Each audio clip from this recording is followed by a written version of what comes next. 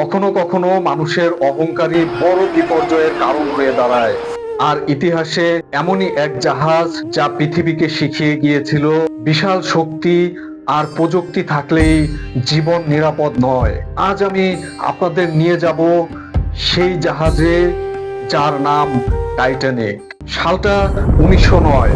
উত্তর আয়ারল্যান্ডের বেলফাস্টে শুরু হয় বিশ্বের সবচেয়ে যাত্রীবাহী জাহাজ যার নাম টাইটানিক। এটা শুধু একটি জাহাজ নয়, বরং এটা ছিল ইংল্যান্ডের গর্ব। তারা বলেছিল, not even god can sing this sheep. এতটাই অহংকার এবং আত্মবিশ্বাস ছিল তাদের এই জাহাজকে ঘিরে। জাহাজটিতে ছিল 11টি ডেক, 885টি ক্রু, 2220 জন যাত্রী, আধুনিক ইঞ্জিন, 16টি ওয়াটারপ্রুফ কামরা।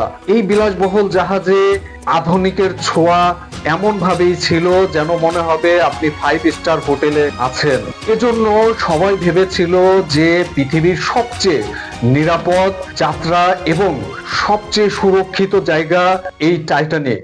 জাহাজ চলার মাত্র 3 দিনের মধ্যেই হঠাৎ করে রেডিও অপারেটররা জরুরি বার্তা পায়, সামনে বরফখণ্ড, সামনে বিপদ অপেক্ষা করছে।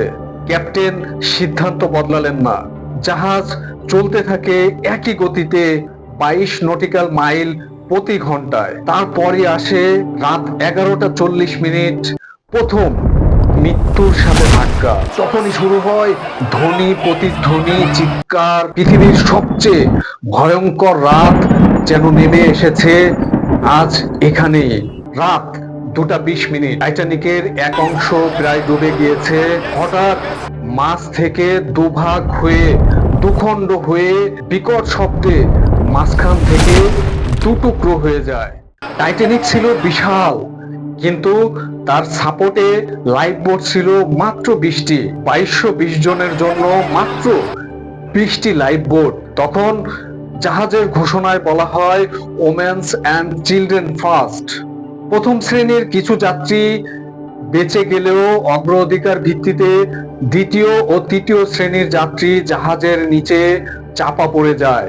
তখনই মানুষ বিশ্বাস করতে শুরু করলো এই অপরাজেয় টাইটানিক সত্যি ডুবতে শুরু করেছে।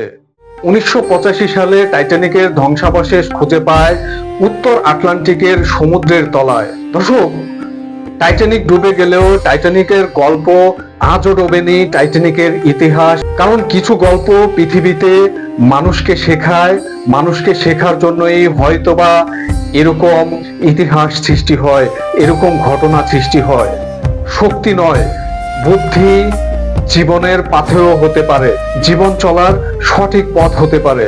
টাইটানিক পৃথিবীকে শিখিয়ে গিয়েছে কিভাবে অহংকার থাকলে যত বড় শক্তি হোক না কেন তা ভেঙে চুরে চুরমার হয়ে যাবে। তাই অহংকার পরিত্যাগ করে জীবন চলা হচ্ছে আমাদের জন্য একটি চরম শিক্ষা।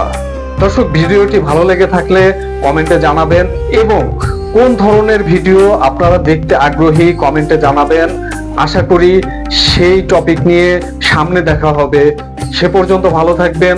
আল্লাহ হাফেজ।